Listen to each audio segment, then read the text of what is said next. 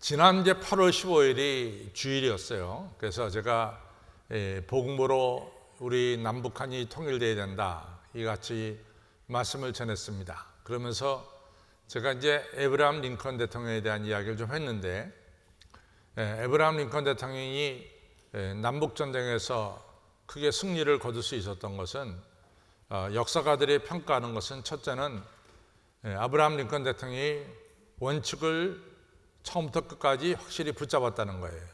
그 원칙은 뭐냐? 미국은 갈라져서는 안 된다. 미국은 연방이 통일돼야 된다. 이게 첫 번째고, 두 번째는 노예제도는 폐지돼야 된다. 이것이 두 번째입니다.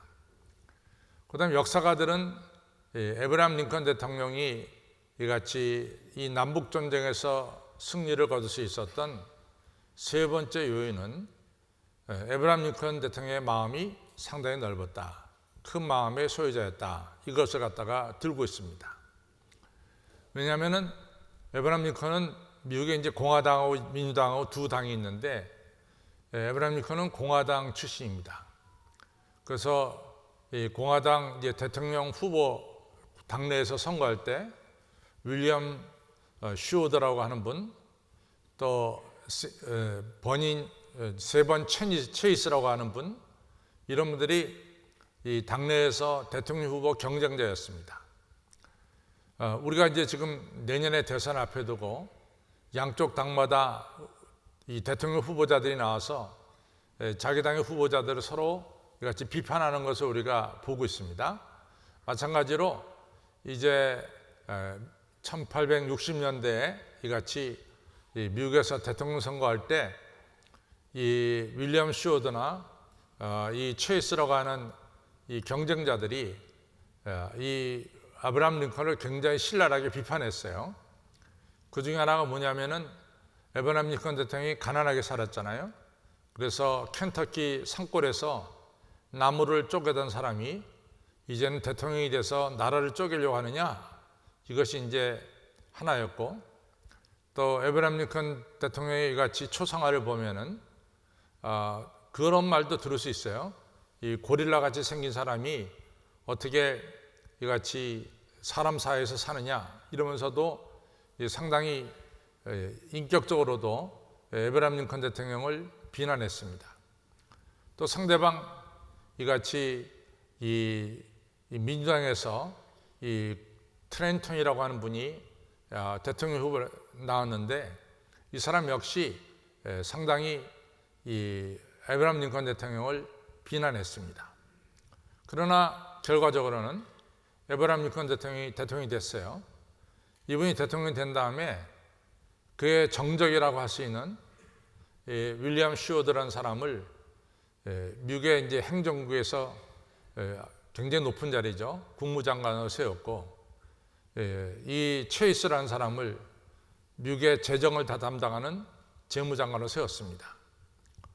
그 다음에 이 민주당 이 트렌턴이라는 분을, 이분이 에브라함 링컨 대통령이 자기하고 당이 다르지만도 남과 북의 전쟁을 하는 데 있어서 전쟁 장관이라고 하는 중요한 요직을 맡겼습니다.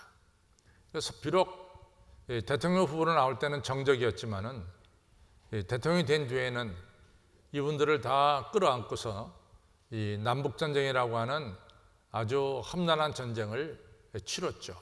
그래서 승리를 거뒀습니다. 그래서 이 역사가들은 평가하기를 아브라함 링컨이 이 전쟁에 승리할 수 있었던 것 중에 중요한 요소는 그의 마음이 상당히 넓었다. 이것이 하나의 중요한 평가입니다. 여러분들 20세기에 들어서 우리가 중국 역사를 보면은 중국의 이 공산당의 모택동과 또 국민당의 장개석 사이에 이 소위 전쟁이 일어났잖아요. 중국을 누가 쟁취하느냐. 그때 이제 전부 다들 이 장개석의 국민당이 군인도 많고 또 재물도 많고, 그러니까 당연히 이 국민당의 장개석이 승리를 거둘 것이다, 이렇게 생각을 했습니다. 그런데 아시다시피 이 결과는 뭐냐? 국민당의 이 장개석은 타이완으로 도망갈 수밖에 없었고, 또 이 모택동의 공산당이 중국 전체를 차지하는 이런 역사가 일어났습니다. 이런 결과가 나오기까지는 여러 가지 이유가 있을 거예요.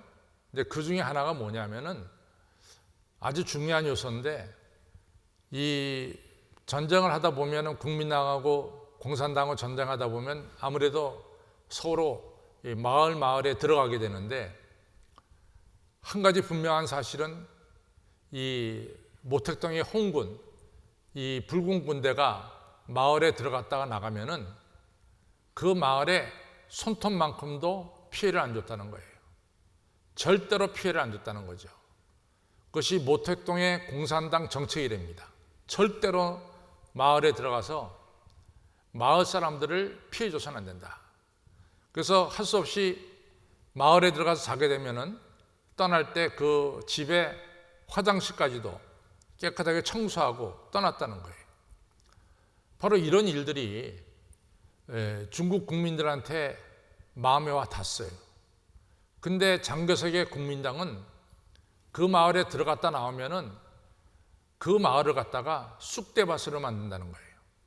마을에 있는 것 다 뺏어가고 마을에 처녀들 다 건드려 놓고, 이래가지고 중국 국민들이 이 공산당이 들어온 것은 오케이지만은 이 모택동의 이 장개석의 국민당이 들어오는 것에 대해서는 손살을 쳤다는 겁니다.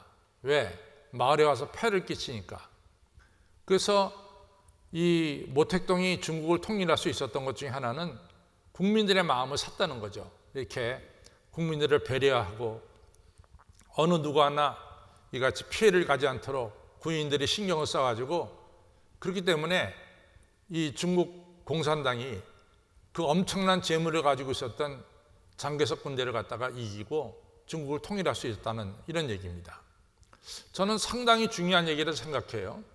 우리들이 살아가는 데 있어서 다른 사람들에게 피해를 주면은 그 사람들 우리를 싫어합니다. 그러나 여러분과 제가 다른 사람들에게 피해를 주지 않고 다른 사람들을 배려하면은 여러분과 저는 틀림없이 다른 사람들한테 칭찬과 그리고 우리를 이같이 영접하는 그런 환대도 받을 수가 있는 거죠. 여러분들 왜 이 북한에 있는 많은 목사님들이 6.25 전쟁 때 내려왔냐면은, 북에서 내려온 이 목사님들은 아주 공산당하면 치를 떨어요.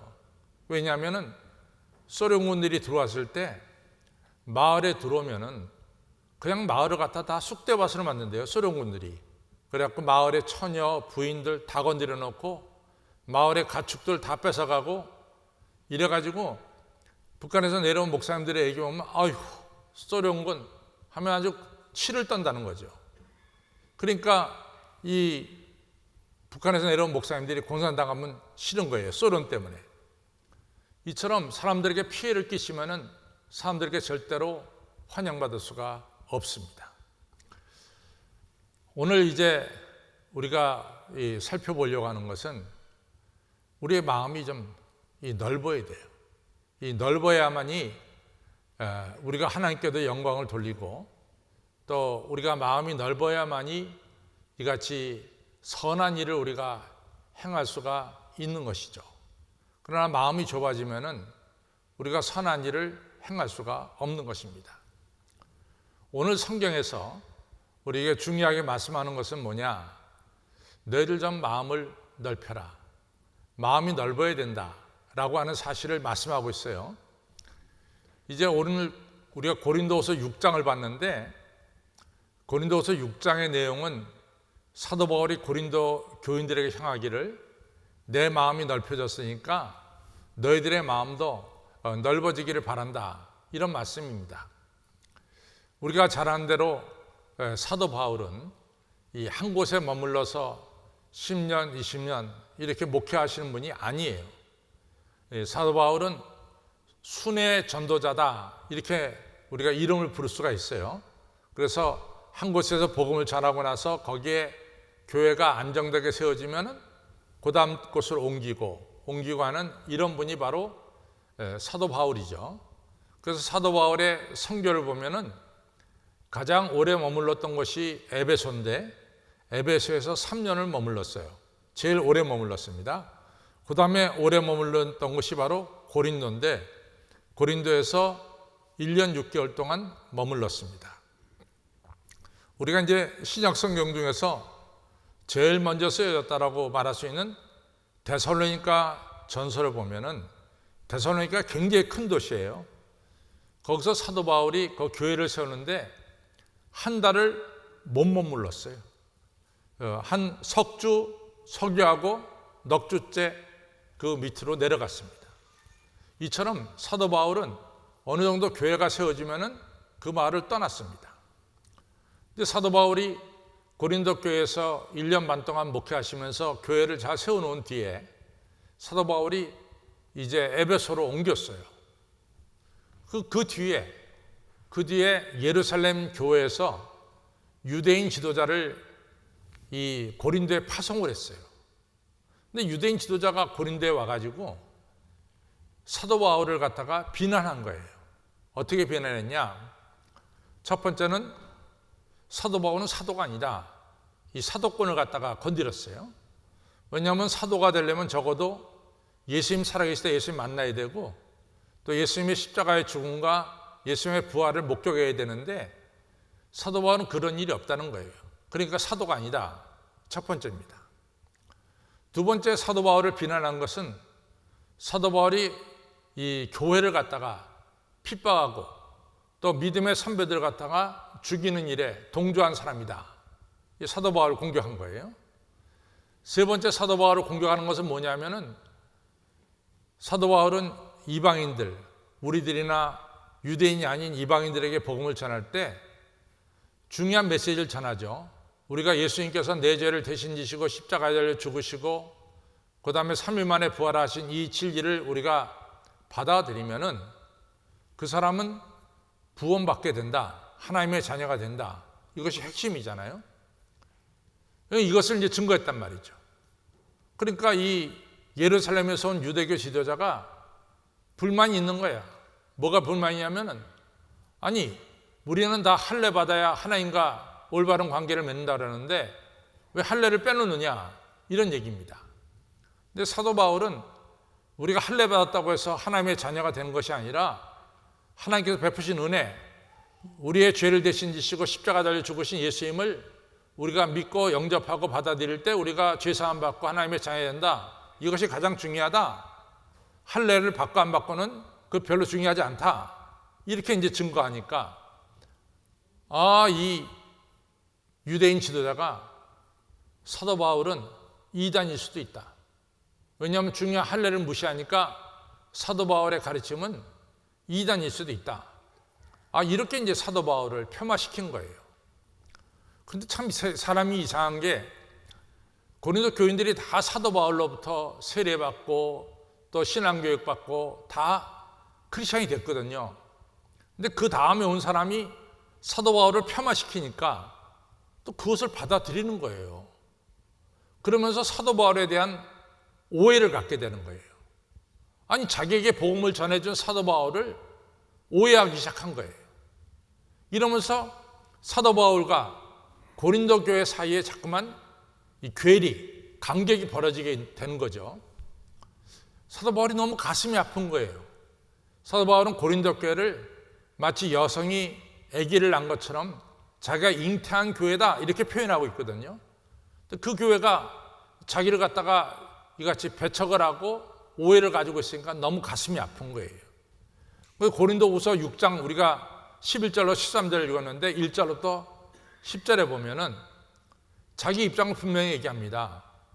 첫째는 자기는 사도행전 9장에서 부활하신 예수님을 담에서 올라가는 길에 만났다는 거예요. 나는 분명히 예수님 만났다. 두 번째는 나는 당신들이 말한 것처럼 포행자요, 핍박자요, 회방자. 그 때문에 나는 사도들 중에 가장 지극히 작은 자고 정말로 사도로 칭함을 받기에 정말 부족한 자다. 그럼에도 불구하고 하나님의 그 크신 긍휼과 은혜로 말미암아 내가 사도가 되었다. 내가 이 사도가 된 것이 너무 감사해서 다른 사도보다 더 지나치게 내가 수고하고 있다. 내가 사도로 스스로 나서서 내가 얼마나 핍박과 환난과 자지 못한가 이같이 굶음과 고난을 당한 것을 내가 알기를 바란다. 내가 하나님께서 나에게 주신 이 사도의 사명을 감당하기 위해서 이같이 내가 지금 이 시간도 핍박을 받고 있다. 그러니 고린도 교인들이요, 나에 대한 오해를 좀 풀어라. 나에 대한 오해를 풀어라. 나를 향해서 당신들의 마음이 좁아졌는데 그 좁아진 마음을 좀 풀어라. 그리고 나도 당신들이 아무리 나를 비난해도 나는 당신들을 향해서 마음이 좁아진 게 아니다. 내가 낳은 교인들이 한때 나를 오해해서 나를 잘못 생각하고 있다 할지라도 내가 당신들을 향해서 마음이 좁아진 게 아니다.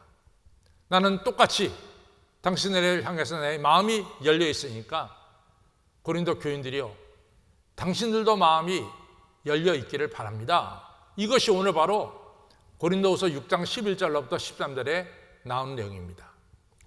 사도 바울이 이같이 얘기하는 데는 중요한 핵심이 있어요. 그건 뭐냐면 마음이 좁아지면 믿음이 자라지 않는다는 거예요. 마음이, 여러분과 저의 마음이 좁아지면 첫 번째로 나타나는 게 뭐냐? 믿음이 자라지 못하는 거예요. 하나님의 축복을 받을 그릇이 못 된다는 거예요. 마음이 좁아지면. 여러분들 아시다시피 사무엘하 3장을 보면은 뭐가 나오냐면 1절에 이 사울의 집과 다윗의 집 사이에 오랫동안 전쟁이 있었는데 사울의 집은 점점 쇠하여 가고 다윗의 집은 점점 흥하여 가더라, 이렇게 나와요. 근데 왜 사울의 집은 살면 살수록 쪼그라들고 다윗의 집은 살면 살수록 흥하느냐? 뭐 이유가 여러 가지 있겠죠. 그중 하나가 이겁니다. 아시다시피 사무엘상 17장에서 이 블레셋과 싸우는데 블레셋 군대에 의해서 이스라엘이 꼼짝 못했어요. 블레셋이 최신식 무기를 가지고 있었고 문명도 이스라엘보다 앞섰기 때문에 블레셋 군대한테 이스라엘은 꼼짝을 못하고 있었어요. 골리앗이 나타나서 막 하나님을, 살아계신 하나님 모욕해도 이스라엘 사람들이 속에서 부글부글 끓지만은 골리앗과 싸워서 이길 자신이 없으니까 숨죽이고 있었단 말이죠. 그때 어린 다윗이 나타나서 이같이 물맷돌로 골리앗을 물리쳐서 이기잖아요. 바로 그것이 이같이 기점이 돼가지고 이스라엘 군대가 용기를 얻어가지고 블레셋과 싸워서 대승을 거둡니다. 그래서 블레셋을 이겼어요. 전쟁에 승리하니까 이제 18장에서 승리한 군인들이 기브온이라는 성에 이제 입성을 하게 되잖아요. 그때 길 양옆에 승리하고 입성하는 군대를 환영하기 위해서 많은 사람들이 모여들었어요. 그때 여인들이 노래 부르기를 사울이 죽인 자는 천천히고 다윗이 죽인 자는 만만이다, 이런 찬송을 부른 거예요. 노래를. 근데 그게 사울의 마음에 걸렸어요. 저게 무슨 얘기냐 말이야. 저게 다윗이 내 왕위를 빼앗자고 하는 것이 아니냐. 이러면서야 사울의 마음이 좁아지기 시작했어요. 그 결과가 뭡니까? 사울이 다윗을 죽이려고 얼마나 쫓아다닙니까? 정말 다윗이 먹을 것이 없어갖고 노베에 있는 제사장한테 먹을 것을 달라 할 정도로 굴속에 지내면서 도망다녔어요. 아니, 다윗이 잘못한 게 뭐가 있어요? 그런데 사울의 시기심 때문에, 질투심 때문에 이같이 사울이 정사는 다 지켜두고 어린 다윗을 죽이려고 쫓아다닌 거예요. 그런데 반대로 다윗이 사울 왕을 죽일 기회가 적어도 2번 이상 있었어요. 그런데 다윗은 사울 왕을 건드리지 않습니다. 왕을 건드리지 않았어요. 그 결과 성경은 뭐라고 말합니까? 사울의 집은 해가 갈수록 쇠해지고 다윗의 집은 해가 갈수록 흥해지더라.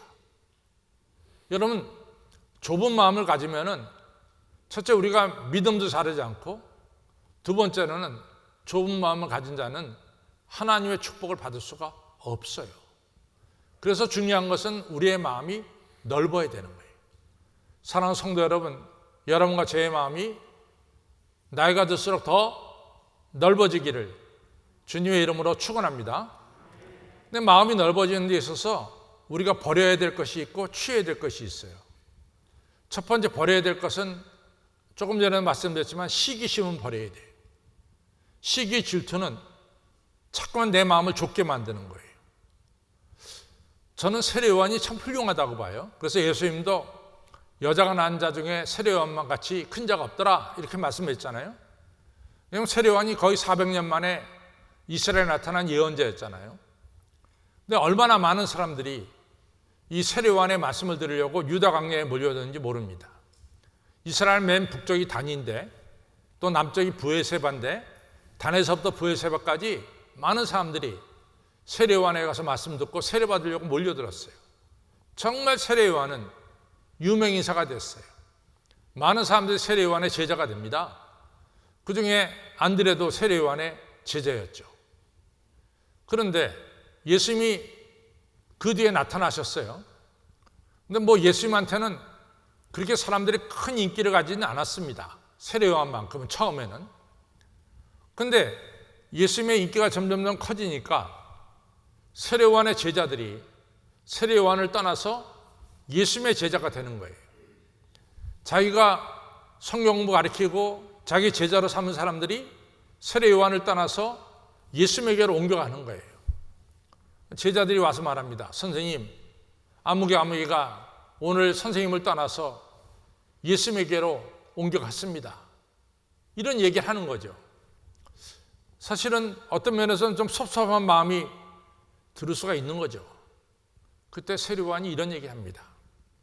그는, 예수님은 흥해야 되고 나는 쇠해야 된다. 정확하게 말을 했어요. 예수님은 흥해야 되고 나는 쇠해야 된다. 바로 이렇기 때문에 예수님이 세례요한을 향해서 말씀하기를 여자가 낳은 자 중에 이렇게 큰 자가 없다. 그렇게 얘기한 거예요. 마음이 넓었습니다. 여러분, 시기는요 참 무서운 거예요. 우리가 창세기 4장에 이같이 아담의 큰아들 가인과 아벨이 하나님께 예배를 드렸는데 하나님께서 아벨 제사는 받고 가인의 제사는 안 받았어요. 그 다음에 하면 되는 거예요. 그 다음에 예배 제도 드려서 그 다음에 하나님이 내가 드린 예배를 받으면 되는 거예요. 첫 번째 내가 잘못 드려서 하나님이 안 받고 동생 건 받았다고 해서 그걸로 인생이 끝나는 건 아니잖아요. 또 예배를 드려야 되잖아요. 근데 가인이 이거에 대해 시기 질투가 생긴 거예요. 어떻게 동생 예배는 받으시고 내 예배는 안 받았냐. 이 시기가 생긴 거예요. 그래서 가인이 동생 아벨을 들여서 쳐 죽이잖아요. 여러분, 시기심이라는 게 무섭습니다. 시기심은 살인도 저지를 수 있는 게 시기심이에요. 여러분과 저가 시기심을 버려야 돼요. 또 여러분과 저가 버려야 될 것은 이기적인 마음이에요. 자기만을 위하는 이기적인 마음입니다. 여러분들, 우리가 다 같이 잘 돼야 됩니다. 나만 잘 된다고 해서 되는 게 아니에요. 우리가 같이 다 잘 되는, 이같이 주변을 배려하는 이런 마음을 가져야 돼요. 제가 지난 목요일 날 어머니 기도회에서 내가 기도원에 대해서 설교했는데, 기도원이 미디안을 내쫓고 승리를 거두는데 99% 승리를 거뒀어요. 그때 이제 1%, 2%가 남았는데, 그때 소위 에브라임 지파가 그 당시에는 최고 실세가 에브라임 지파입니다. 왜냐하면 여호수아가 에브라임 지파였어요. 에브라임 지파가 지고 나서 유다 지파가 이제 실세가 되는데, 그때만 해도 에브라임 지파가 실세인데 미디안과 전쟁하러 나설 때 나팔 불 때 아무도 안 나갔어요. 근데 전쟁에서 승리를 거둬가지고 이제는 한 2%만 나가면 전쟁에 승리하는 거예요. 그 축제가 벌어지는 거죠. 에브라임이 가만히 보니까 이러다간 자기들 따돌림 당할 때 같으니까, 그 당 실세니까 기드온에게 찾아가서 따집니다. 너 왜 전쟁할 때 우리를 부르지 않았어? 이러면서 막 기드온을 몰아세웠어요. 기드온이 이렇게 말할 수 있죠. 내가 나팔 불 때 어디 갔냐 말이야. 다 도망가고 나서 이제 승리가 눈앞에 있으니까 이제서 와서 나를 협박하느냐? 이렇게 말할 수 있었는데, 기드온은 그런 사람이 아니더구만요. 성경에 보니까 당신들이 미디안의 족장 오렙을 수엽을 죽이지 않았느냐. 이 에브라임 지파의 끝물 포도가 아비에셀의, 그러니까 기드온이 속한 게 아비에셀이니까 아비에셀의 만물 포도보다, 첫 번째 난 포도보다 더 맛있지 않냐 말이야. 이러면서 에브라임을 지켜 세웠어요. 그러니까 전쟁이 없는 거죠. 12지파가 평화롭게 하나가 되는 거죠. 제가 그걸 보면서 참 기드온은 넓은 마음의 소유자다.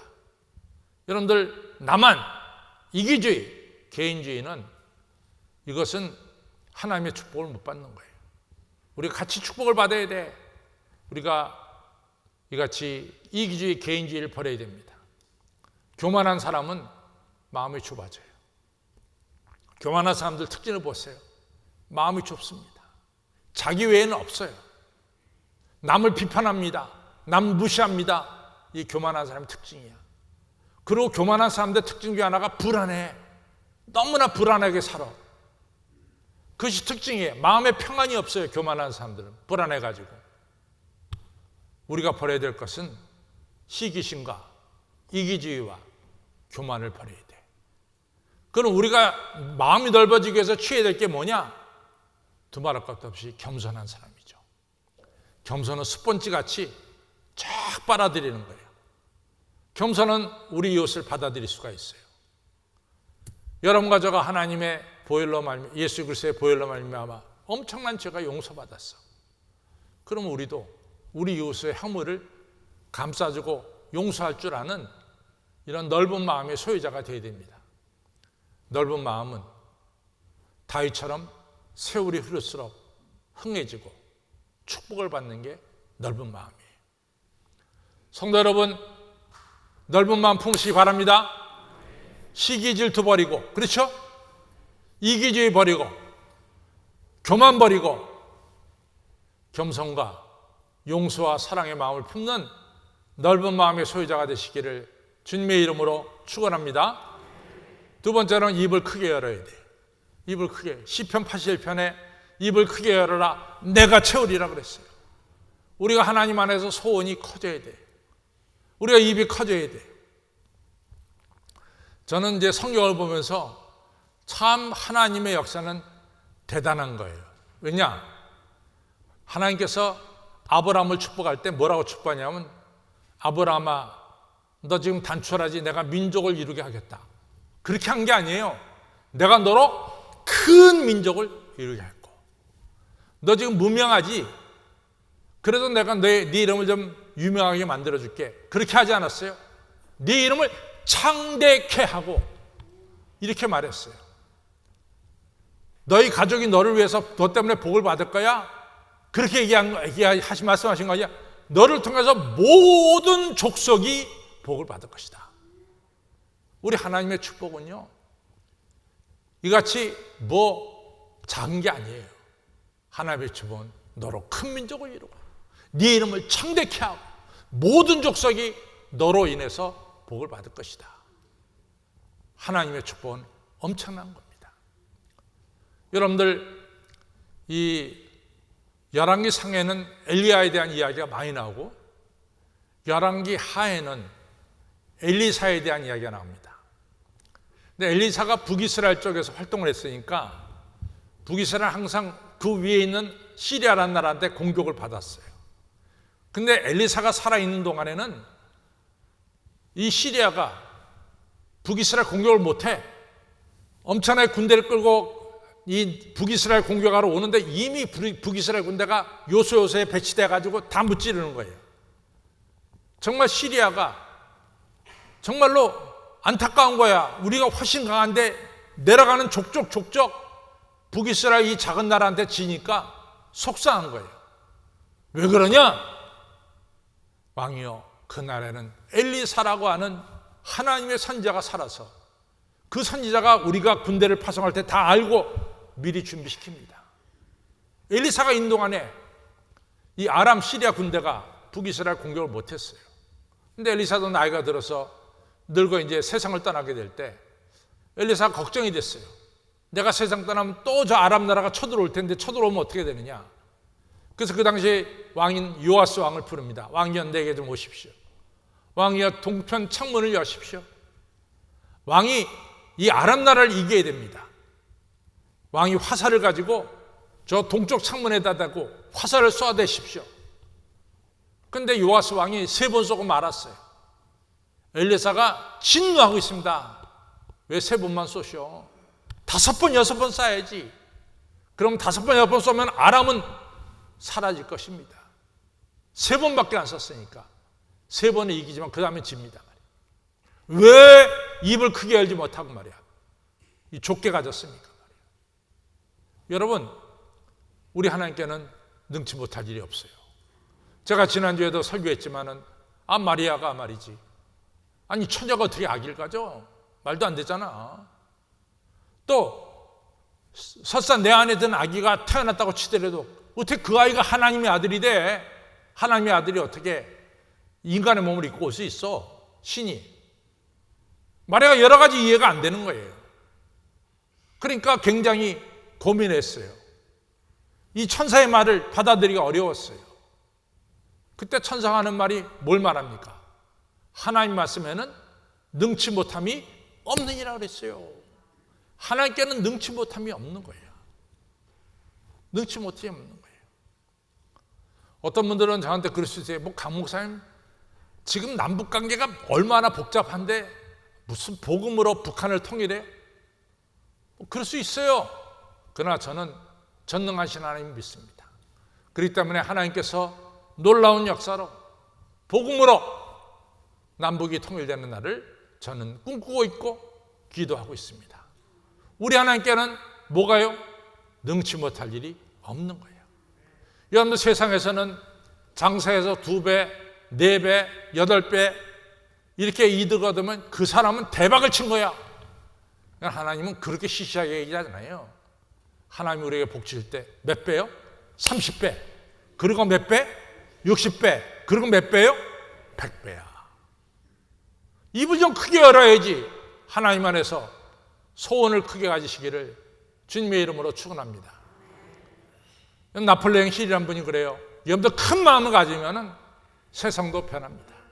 큰 마음을 가지면 세상을 변합니다.